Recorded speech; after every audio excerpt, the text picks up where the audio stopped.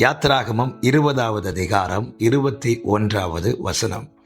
ஜனங்கள் தூரத்திலே நின்றார்கள்.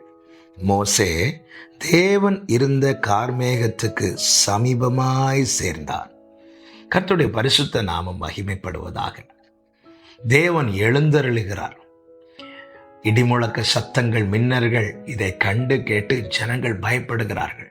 பயந்து மோசையை பார்த்து இப்படி சொல்லுகிறார்கள். 19வது வசனத்தில் மோசையை நோக்கி, நீர் எங்களோடு பேசும், நாங்கள் கேட்போம். தேவன் எங்களோடு பேசாதிருப்பாராக, பேசினால் நாங்கள் செத்து போவோம் என்றார்கள். உடனே மோசே ஜனங்களை பார்த்து 20வது வசனத்தில் சொல்லுகிறார், பயப்படாதிருங்கள். உங்களை சோதிப்பதற்காகவும் நீங்கள் பாவம் செய்யாதபடிக்கு தம்மை பற்றும் பயம் உங்கள் முகத்துக்கு முன்பாக இருப்பதற்காகவும் தேவன் எழுந்தருளினார் என்றார். இதை சொன்ன பிறகும் ஜனங்கள் எப்படி நிற்கிறார்களாம்? தூரத்தில் நிற்க.